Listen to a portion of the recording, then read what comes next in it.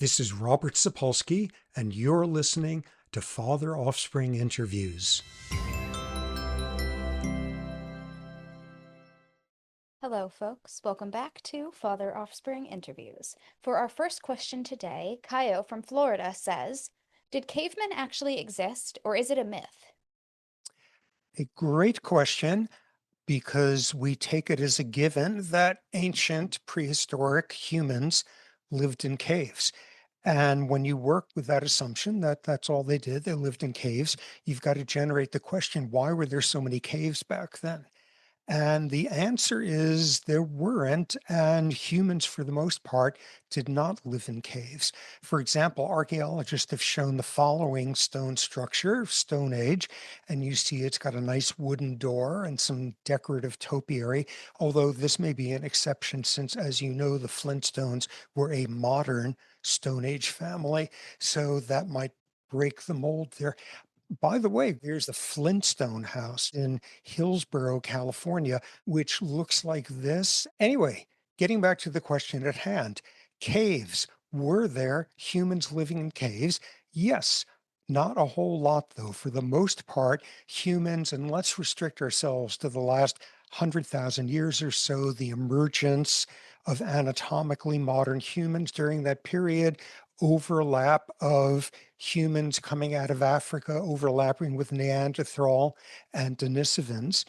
And what is almost certainly the case is that dwellings were predominantly made of wood and hide and stone and bones, and caves containing people was much more the exception. Okay, nonetheless, there were some people living in caves, and it came with a fair number of pluses and minuses. The biggest plus is you get deep into a cave, and the temperature is very, very temperate. It doesn't fluctuate much. Another advantage of being in a cave is you are protected from the elements out there. Downsides, you're in a cave, so you can't see once you go further in. And of course, there's the issue of troglofauna, which is fancy ways of saying animals that live in caves, like cave bears. The biggest reason, though, why most of our knowledge of artifacts from back then is due to an artifact, which is stuff gets preserved in caves far better than way out in the open. And that's why a way disproportionate share of artifacts from humans in that period, as well as bones, come from digging in caves. Now, this whole business about caves being good for preservation, I once had to spend a night in a cave, and this was up on Mount Kenya in East Africa at about 15,000 feet. There was a miserable hailstorm going on, so I took shelter in a cave, and in there, I found an artifact, a wrapper from a Cadbury's chocolate bar, which was a colonial British favorite and appeared to be at least 50 years old. So, showing the preservation there, it was actually miserable in that cave that night. It was cold, it was bumpy, giant sloths, whatever. The only thing more miserable than being in that cave would have been being outside that cave. Any case, what you see is preservation. And just to get a sense of the contrast, look at the following paleontological site, which is called Gabero, which is in Niger in the way open desert. Where do you pick to start digging? And what are the odds that you're going to find something there? Caves are much, much more productive as a place for looking for artifacts of early human habitation, but they were not the main place that humans were habitating.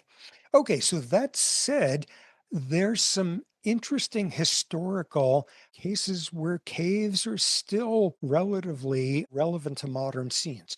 For example, in Turkey, there's this area, Cappadocia, which is amazing when you look at it, and these incredible rock formations and towers and balloons flying around there all the time. And it turns out in that region, there's about 200 underground cities that have been identified in there. And one, the biggest one, is called Derinkuyu, has been being excavated for some years. Totally interesting. Clearly, it started off as a cave, fairly porous rock that people started digging out. And construction appeared to have started 7th or 8th century BC. And what's it been good for? People hiding in there for long lengths of time. Historically, by the Byzantine period, late Byzantine, Christians there were hiding from Arab raiders and, of course, Mongol hordes. By the fall of Constantinople, as the Ottomans came in, Christians were hiding there again, all the way up to the early 20th century. Various points early on, Armenians were hiding there from yet another genocidal mob. And the last documented occupancy of this underground city, Derinkuyu, was in 1923. That was during the Greek-Turkish war after independence, when a truce was worked out so that Greek populations in Turkey, many of whom were hiding down in this cave, were were exchanged, a population exchange, so the Turkish population living in Greece would go back to Turkey. And according to most records, that's the last time it was occupied. This underground city was abandoned at that point and lay vacant and forgotten until it was kind of rediscovered by chance in the 1960s. Just to give you a sense of what we're dealing with here, this underground city. Ooh, city, metaphorical, this underground settlement. This was an underground city. For one thing, there were these narrow corridors that turned out to be ideal when some enemy army was squeezing through one warrior at a time. That was a pretty good thing for defending yourself. There was a river down below, so an underground source of water, multiple air vents built into it, continuously occupied, and presumably with each century, more digging, expanding, and eventually this underground city had stables for animals, had massive food storage places, had churches, had schools, had wine presses, all of that absolutely extraordinary. People had to use torches down there, and the air shafts made that possible. And I guess apparently there were specialized pots that people excreted into and were bottled away for the rest of time. And I don't know what they did with corpses. But now, for the biggest feature about this underground city, it is staggeringly large. It covers 400 square miles. It has 18 underground stories, ending 18 stories down, because just below it is a river that's the source of their water. And best estimates are, along with their animals, this housed 20,000 people staying there for long periods of time. 20,000. That's like Jennifer Lawrence and the entire Wookiee army and the whole French resistance being able to hide in there for centuries. Absolutely staggering scale of an underground dwelling. Now, it turns out one other semi-current amazing thing about cave dwellers, there's still a lot of cave dwellers in China, and these things called yao dongs, which are either you dig a cave opening into the side of a hill, the side of a mountain, and you dig it to the point that that's a dwelling and you can stay in there. Or a fancier design, you dig way down and dig sort of a courtyard down there, and coming off of the various corners of it, you dig caves into there. And it's very elegant, and there's some fancy ones, and this is contemporary. And here's the breathtaking thing here to match 20,000 people living in that city underground. Breathtaking here is, best estimates are currently 30 to 40 million people in China live in these caves. So cavemen may not have been in those caves all that much, but there's still sure a lot of it going on in recent centuries. Next, Shimon from Slovakia says, I've had two operations on my knee, and now I can feel the change of weather in my knee. How is this possible? This is an old wives' tale. The notion you get a bone break, you get a nerve crush in a limb, you get any sort of injury there. And most often, You have some sort of arthritis there, and supposedly it swells up and is painful before there's a rainstorm. And the main thing about this old wives' tale is it's absolutely for real. It has been documented that people can feel impending rainstorms in joints that have had a history of injury, wear, and tear. How does this work? And for this, we have to enter an extremely arcane, intimidating field for me of meteorology and consider atmospheric pressure, which is the same thing as air pressure, which is the same thing as barometric pressure. And the key thing is that before a storm, barometric pressure tends to drop. How come? I'm on thin ice here.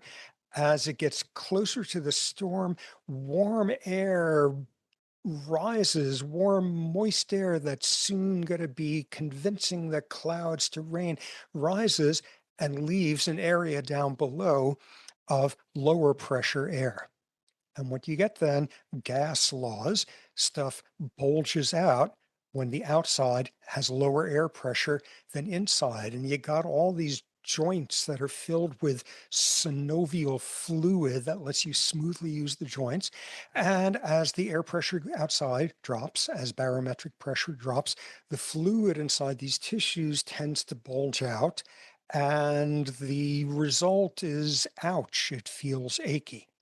Now, before we completely buy into this, there's two alternative explanations that float around, which are both kind of charming and probably explains a little bit of this phenomenon.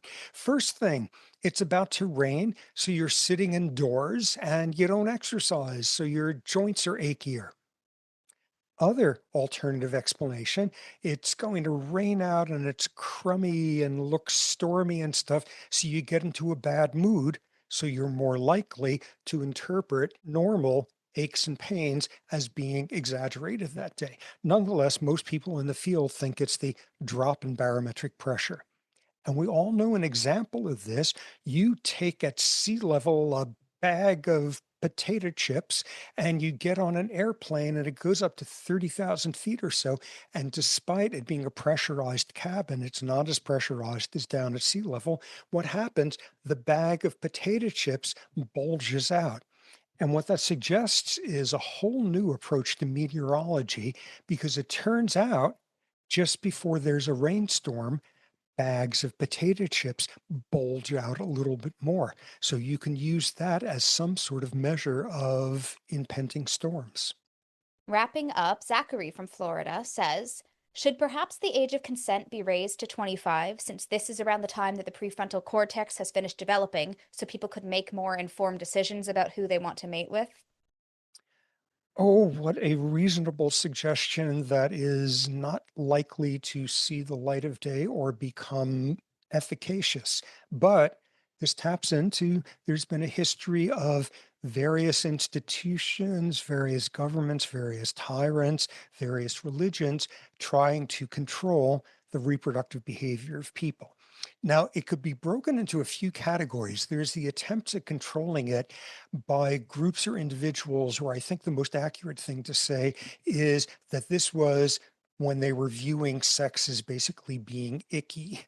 And the medieval church did a lot of this, and they had laws about what days of the week you could not have sex. And of course, it had to be in marriage. And of course, it had to be certain sexual positions, which we talked about oh so many episodes ago. Then another example of this was a caliph of Egypt in 895, Ali Hakim, not Ali Hakim from Oklahoma, but Al Hakim bin Amar Allah, who was the Grand Caliph and is mostly known historically as the Mad Caliph because of how brutal and arbitrary he was. This was the views of Christians and Jews and Sunni Muslims living there. On the other hand, he's revered by the Druze, who's viewed as the founder of, who said all of this is just propaganda. In any case, this caliph appeared to have some similar medieval church views about sex being icky, and he tried to regulate it and decrease the frequency of it. And among other things, there was a whole category of foods that he thought of as inciting the passions, and he banned them from the market. And in some cases, this was produce where it was only coming from certain regions. So you couldn't have that. And apropos of that, if somebody was found in a market to be selling one of these aphrodisiac banned fruits or vegetables, the punishment typically was castration. Okay, so these are the people who just thought sex was icky. Then there's been a whole historical move of people who have tried to control other people's sexual behaviors, procreation, to keep their numbers down. And of course, there's some very unsubtle historical hijinks by folks like Ivan the Terrible or Vlad the Impaler who did this. But this was also 19th century sterilization laws, 19th century and 18th century poor laws, saying that the poor much harder for them to get a license to marry, to cohabit. Not clear if this made any difference, but it was the usual fear that goes back centuries of, oh my God, the poor, dirty, short, nasty, brutish, unwashed, uneducated poor are out reproducing the noble nobles. So we got to do something about it. So laws there making it harder for the poor to marry. 20th century version of that, all sorts of sterilization laws from American eugenicists to the Nazis. Now, in the course of reading about this, I discovered a whole other realm of people regulating sexual behavior. And this is one regulating people's own sexual behavior. And this is this whole phenomenon of a political sex strike.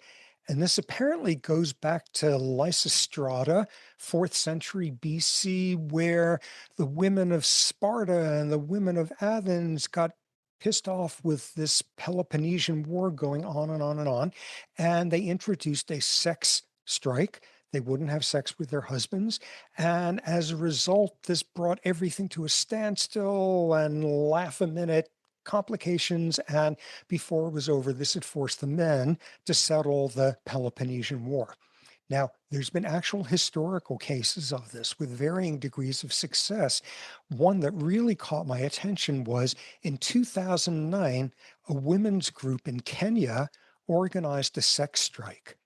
During this period, there was a president, Moi Kibaki, and there was a vice president, Raila Odinga, and they were from opposite parties and blood enemies. And in fact, Odinga's father had been a blood enemy of this ruling party a generation before.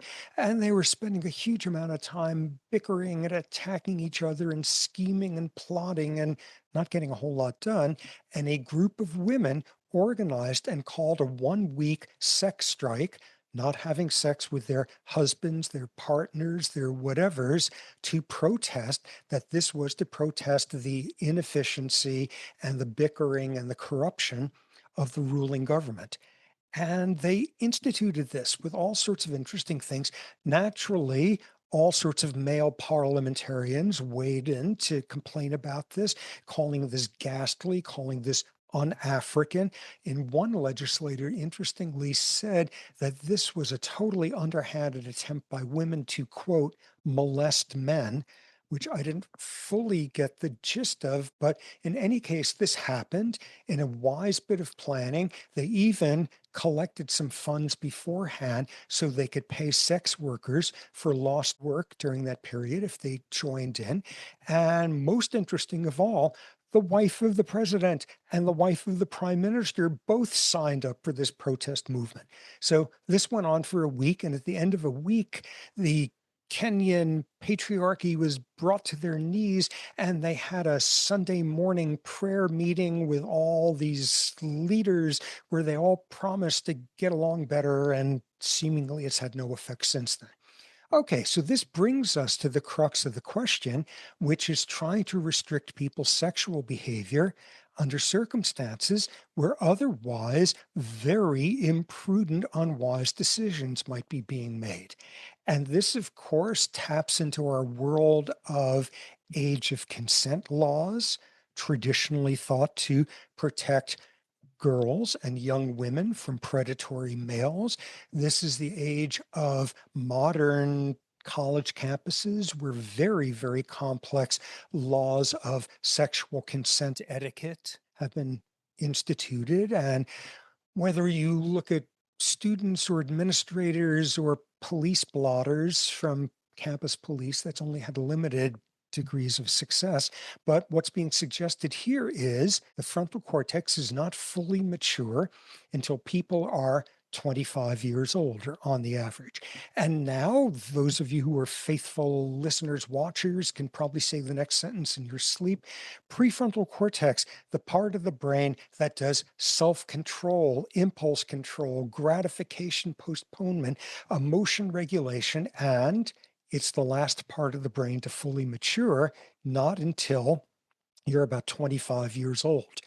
And thus, the very reasonable suggestion that people are at their most vulnerable times of life to be making really poor sexual decisions while their frontal cortex is not yet fully up to speed. And thus, the suggestion that the age of consent should be raised up to 25. And yes, this is unlikely to happen and unlikely to be efficacious. But what it brings us to is considering at different ages what sort of self discipline is the frontal cortex good at. And this brought up a very interesting case before the Supreme Court in 2005, Roper v. Simmons, which is the case where the court ruled you cannot execute someone for a crime they committed before they were 18 years of age. And I don't think the court's opinion included the phrase frontal cortex, but it included in spirit talking about how the brain of a 17-year-old or younger is not yet fully mature and not capable of making wise, prudent decisions. Okay, this seems reasonable. However, Sandra Day O'Connor and Antonin Scalia, who both were in the minority opinion, both brought up something that initially seemed kind of uncomfortable. They said, okay, so we've been listening to all these experts, psychological development people, and experts from the American Psychological Association, and they've been in here telling us that a 17-year-old's brain is not mature enough to know it's not okay to kill someone. Sure, okay, we'll sign on, except there's a problem, which not that long ago, all of you same experts were in here telling us that a 17-year-old has a brain that's mature enough to decide whether or not to have an abortion without parental consent. Uh, Wait, a 17-year-old is mature enough to decide whether to have an abortion, but is not mature enough yet to know that murder is not okay. This is not the level at which this was explained.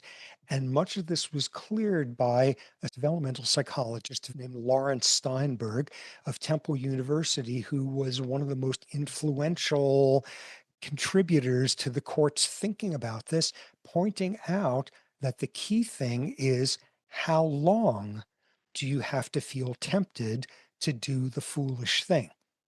And what he points out is you find out at age 17 you're pregnant. Your parents are not going to agree to it. Should you have the right to do so, are you going to make a prudent decision over the subsequent weeks? On the other hand, somebody pulls out a knife, and should you pull out a gun and shoot them 40 times at age 17, what you see is premeditated thinking about should I get an abortion or not is intrinsically a less emotionally aroused circumstance than you've got 1 second to decide if you're going to shoot this person. a 17-year-old's prefrontal cortex can do some impulse control and wisdom and executive function and balancing of pluses and minuses when it's got a number of days or weeks to contemplate it. Have 2 seconds to decide if you're going to do something impulsive. And that's precisely when a young prefrontal cortex is at its most likely to make a horrendous decision. So the key is not, one intrinsically requires a more or less mature brain. It's that these are two different time courses. And a frontal cortex that's only running on four cylinders nonetheless can pull a little bit of self discipline if it's got days and weeks to reflect on it. 2 or 3 seconds, not at all. And that is episode 99. I'm Offspring Chair Sapolsky, and thanks for your continued support of Science and the Beard.